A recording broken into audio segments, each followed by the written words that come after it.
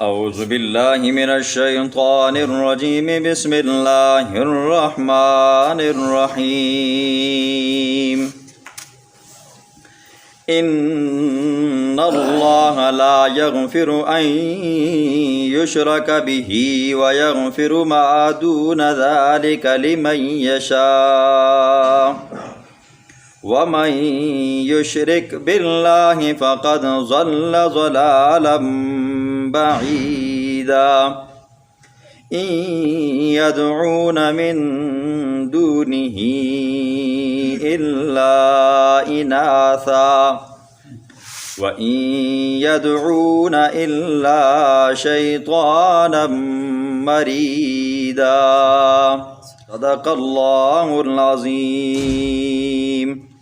کل آپ نے سنا وہ بشیر منافق تاما منافق چور مدینے کے اندر سے چوری کر کے وہ جا کر مکہ میں ایک عورت سے جا ملا، مرتد ہوا، مشرکوں کے ساتھ جا ملا۔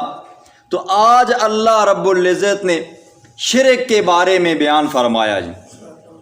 آپ پہلے سن چکے ہیں شرک کی موٹی تین قسمیں، شرک فی الذات، شرک فی الصفات، شرک فی الافعال۔ آج کے درس میں اللہ رب العزت مشرک بندے کی حقیقت کو اور مشرک کی سزا کو بیان فرمائیں گے۔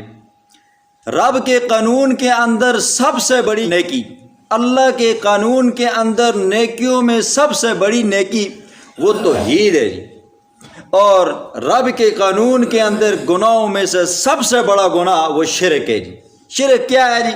اللہ کی ذات کے اندر اللہ جیسا کوئی اور الہ اور خدا ماننا، یہ ذات آ گئی۔ صفات یہ ہیں کہ وہ اللہ کیا ہے جی؟ قادر مطلق ہے جی، وہ جب چاہے جو چاہے جیسا چاہے کر سکتا ہے جی۔ اگر یہ والی صفت اللہ کے علاوہ کسی اور میں مانی جائے کہ بھئی فلانا بزرگ یا فلانا مولوی صاحب یا فلانا پیغمبر یا فلاں صحابی میرے حال کو ٹھیک کر دے گا، یا یہ ہے کہ وہ اللہ کے ہاں میری زبردستی سفارش کرے گا، میرے بگڑے ہوئے حالات کو ٹھیک کرے گا، تو یہ کیا ہے جی؟ صفات میں شرک ہے۔ ہاں، نفع نقصان دینا یہ رب کی صفت ہے۔ اب کوئی بندہ یہ سوچے اور یہ خیال کرے، یہ عقیدہ رکھے، یہ نظریہ رکھے کہ اللہ کے علاوہ فلاں بزرگ بھی، فلاں مولوی صاحب بھی، فلاں مفتی صاحب بھی، فلاں اولیاء اللہ بھی، فلاں صحابی بھی، فلاں پیغمبر بھی، اگر میں اس کو خوش نہیں کروں گا وہ مجھے نفع نہیں پہنچائے گا، اگر اس کو میں خوش نہیں کروں گا وہ مجھے نقصان پہ آ جائے گا۔ اسی طرح اللہ کی اور بھی بہت ساری صفات ہیں جی، اور اللہ کی ذات، صفات اور افعال کے اندر شریک ٹھہرانا یہ شرک ہے۔ آپ تفصیل کے ساتھ سن چکے ہو۔ یہ قرآن کے اندر دوسری آیت ہے جس کے اندر اللہ فرماتے ہیں میں اس بدبخت انسان کو نہیں بخشوں گا جو میرے ساتھ دشمنی مول لیتے۔ اب دیکھیں جی، مسلم شریف کی حدیث کے اندر ہے، حدیث قدسی ہے، اللہ کے پیغمبر نے فرمایا، اللہ جی یوں فرماتا ہے، اے ابن آدم، اگر تو دنیا کے اندر اتنے گناہ کر جتنے زمین کے ذرے، ریت کے ذرے کوئی گن سکتا نہیں ہے۔ اللہ فرماتے ہیں کہ انسان زمین کے ذروں کے برابر گناہ کر کے میرے پاس آئے، اللہ فرماتے ہیں میں اس جتنی بخشش کے ساتھ اسے ملوں گا، لیکن شرط یہ ہے کہ اس بندے نے میرے ساتھ شرک نہ ٹھہرایا ہو۔ اسی طرح اللہ کے پاک پیغمبر سے جب سوال کیا گیا، یا رسول اللہ ای ذنب اکبر، کون سا گناہ سب سے بڑا ہے؟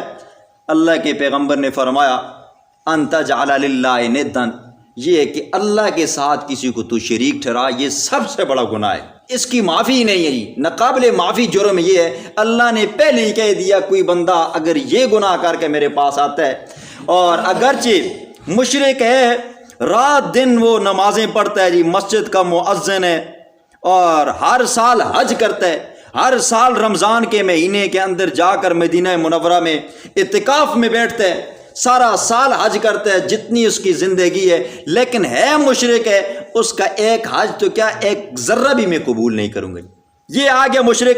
اسی طرح معراج کی رات کے بارے میں آتا ہے، اللہ نے اپنے پیغمبر کو 3 تحفے دیے جی۔ پہلا تحفہ یہ دیا 50 نمازوں کا، دوسرا تحفہ اللہ نے اپنے پیغمبر کو دیا، خاص تحفہ اس کو کہتے ہیں نا جو سب سے پیاری محبوب ترین چیز ہو، تو یہ دوسرا تحفہ اللہ نے اپنے پیغمبر کو سورۃ بقرہ کی آخری آیات دیں جی، آمن الرسول بما انزل الیہ من ربی والمؤمنون، اس کی بھی تفضیل اور اس کی فضیلتیں اور اس کی خصوصیات بھی آپ سن چکے ہو۔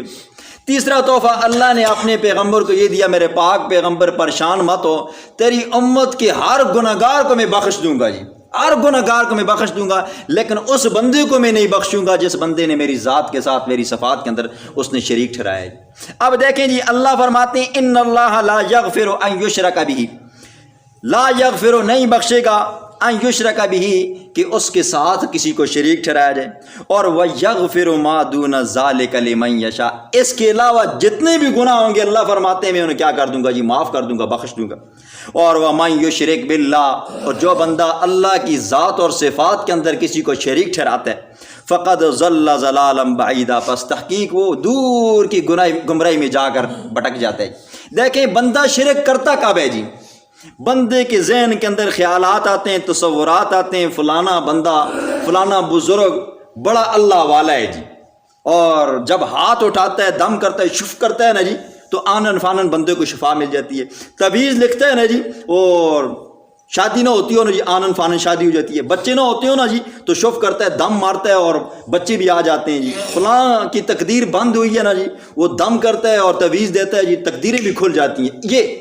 یہ ذہن کے اندر تصورات آتے ہیں بندے کے، بندہ اس کی تعظیم کرنے لگ جاتا ہے۔ جب بندہ تعظیم کرتا ہے تو تعظیماً بندہ تحفے تحائف دینے لگ جاتا ہے، پھر جب تحفے تحائف شروع ہو جاتے ہیں تو پھر جھک جاتا ہے جی، جھکتے جھکتے بندہ پاؤں میں گر جاتا ہے، پھر اتنا گرتا ہے ہمیشہ پاؤں میں رہتا ہے۔ تو یہ بندہ ابتداء شرک کیسے کرتا ہے جی، تعظیم کرتا ہے بندے کی۔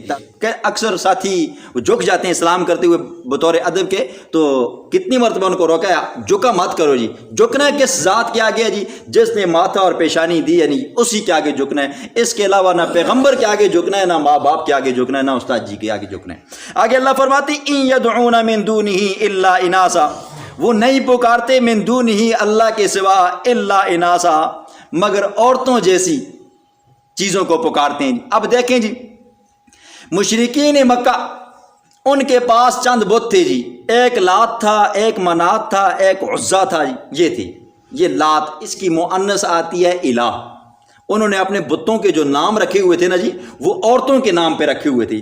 لات کی مؤنث آتی ہے الہ، عزا کی مؤنث آتی ہے عزیز، اور اسی طرح منات کی مؤنث آتی ہے منان۔ انہوں نے یہ اپنے بتوں کے نام عورتوں کے نام پر رکھے ہوئے جی۔ اب لات کون تھا جی؟ لات ایک ملنگ تھا جی، ملنگ جس کو آپ اپنی زمانہ میں ملنگ آتے ہیں جی، وہ ملنگ تھا۔ وہ کیا کرتا تھا؟ حاجیوں کو ستو پلایا کرتا تھا جی۔ وہ جب فوت ہوا تو لوگوں نے اس کی قبر بنائی، اس کا مزار بنایا، مزار بنانے کے بعد پھر کیا ہوا جی، تیجا شروع ہوا، ستواں شروع ہوا، پھر مہینے، پھر سال شروع ہوئے جی، پھر اس کے نام کے عرس چلنے لگ گئے جی۔ یہ تھا لات۔ پھر اسی طرح منات، اللہ کے پاک پیغمبر جب فتح مکہ والے دن مکہ میں داخل ہوئے نا جی، تو عزا جس کی وہ پوجا کرتے تھے، تو اللہ کے پاک پیغمبر نے حضرت خالد بن ولید رضی اللہ تعالیٰ عنہ کو کہا، خالد یہ جو ملنگ ہے نا، ان ملنگوں نے مجھے بڑا تنگ کیا ہوا ہے جی، ان کا پہلے کیا کرو جی، قلع کما کرو جی۔ اور عزا جس جگہ کے اندر یہ بت تھا، یہ عورت تھی جس کے نام کے یہ پوجا پاٹ کیا کرتے تھے، وہاں پر جنگلات بھی تھے، پانی بھی اچھا خاصا تھا۔ تو حضرت خالد بن ولید رضی اللہ تعالیٰ نے اپنا لشکر لے کر وہاں پر پہنچے۔ وہاں پہ جو ملنگ تھے، مجاور تھے نا جی، جو قبروں پر بیٹھے ہوتے ہیں، وہ تو بھاگ گئے دیکھتے ہی۔ تو حضرت خالد بن ولید رضی اللہ تعالیٰ نے وہاں پر جنگلات کو سب کو کاٹ ڈالا، جگہ کو صفایا کر ڈالا۔ حضور کے دربار میں دوبارہ واپس آئے، کہا یا رسول اللہ میں نے آپ کا حکم پورا کر دیا۔ حضور نے فرمایا عزا نامی عورت کو تو آپ نے قتل ہی نہیں کیا جی۔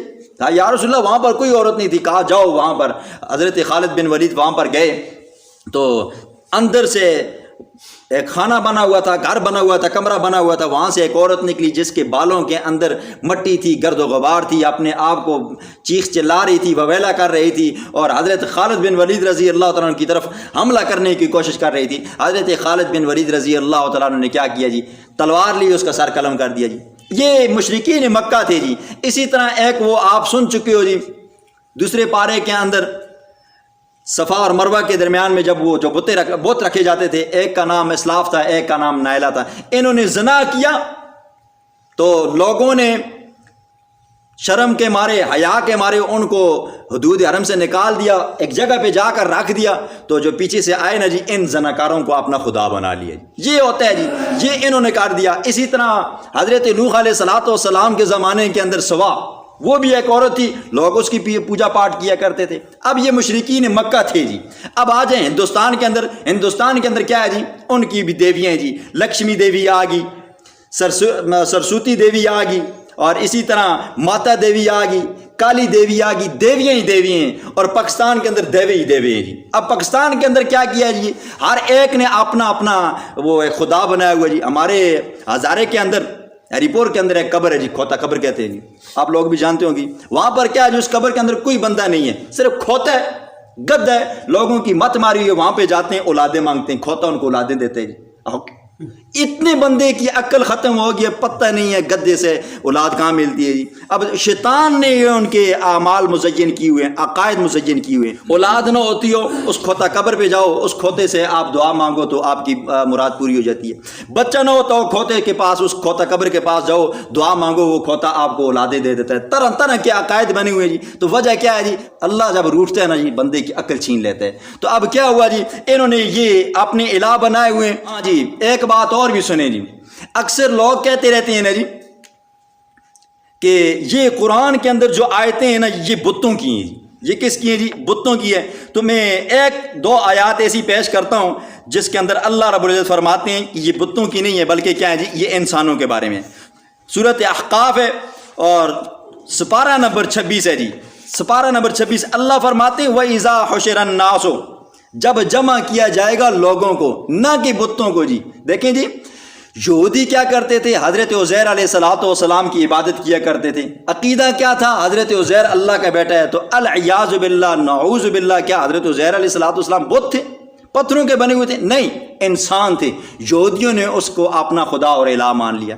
حضرت عیسیٰ علیہ السلام کے بارے میں آتا ہے وقالت النصارى المسیح ابن اللہ، عیسائیوں نے حضرت عیسیٰ کو کیا بنا لیا جی، اللہ کا بیٹا بنا لیا۔ اب آیا حضرت عیسیٰ علیہ السلام العیاذ باللہ پتھر تھے، بت تھے؟ نہیں تھے، وہ انسان تھے جی۔ یہ جو نام میں نے لیے اسلاف اور اسی طرح نائلہ، یہ لات، منات، عزا، یہ حبل، یہ کیا تھے جی، انسان تھے۔ ان کے نام کے اوپر ان کی شکل و صورتیں بنائی اور ان کے بت بنا کر کھڑے کر دیے۔ اب اصل میں عبادتیں ان کی جاتی تھی جی۔ اسی طرح 17ویں پارے کے اندر اللہ فرماتے ہیں یا ایھا الناس، اے لوگو، ضربا بیان کی جاتی ہے، مثلاً ایک مثال، فاستمعوا لہ، اس کو غور سے سنو، کانوں کی کھڑکیاں کھول کر سنو، دل کی کھڑکیاں کھول کر سنو۔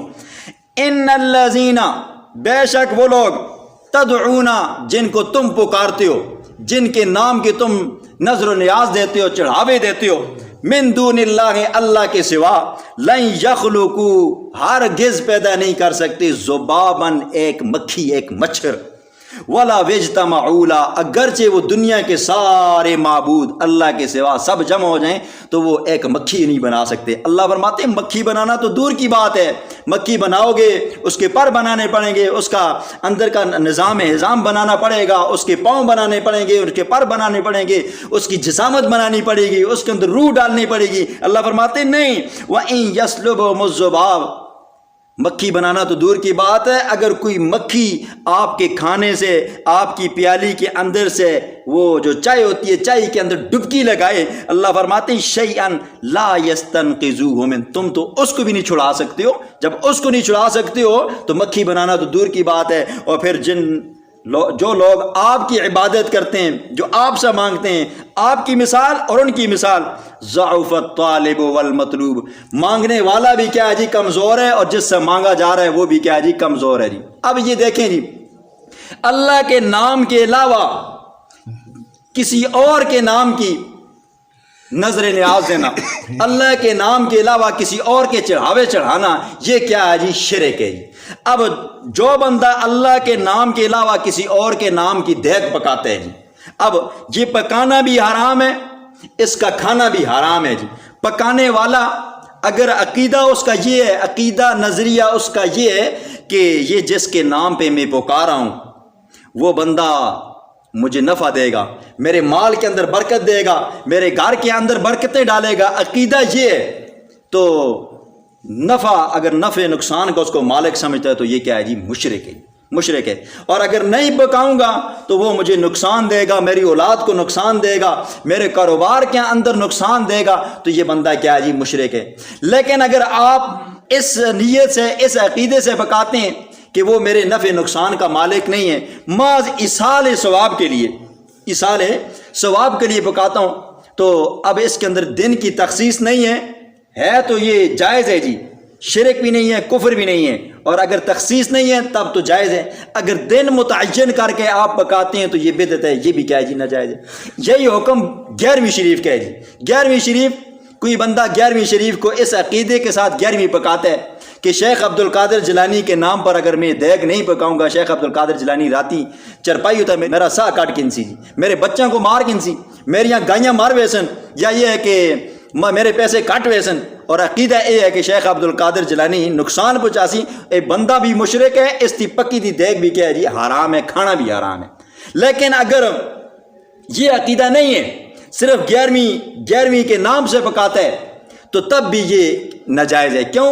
دن کی تخصیص ہے، اور شریعت کے اندر دن کو خاص کر کے کسی چیز کے لیے پکانا یا کسی کے لیے متعین کرنا، یہ بھی کیا ہے جی؟ بدعت ہے۔ اس لیے فرمایا یہ سارے قانون ایک جیسے ہیں۔ کوئی یہ نہ سمجھے کہ یہ قرآن کی آیتیں بتوں کے لیے ہیں، یہ بتوں کے لیے نہیں ہے، بلکہ انسانوں کے لیے، عبادت انسانوں کی جاتی ہے جی، اور بتوں کی بھی کی جاتی ہے، اور ہری پور کے اندر کھوتے کی بھی کی جاتی ہے۔ ان یدعون من دونہ، نہیں وہ پکارتے، نہیں وہ عبادت کرتے، من دونہ، اس اللہ کے سوا، الا اناسا، مگر عورتوں جیسی، وَإِن يَدْعُونَ، نہیں وہ پکارتے الا مگر شیطان مریدا، شیطان کو مریدا جو سرکش ہے۔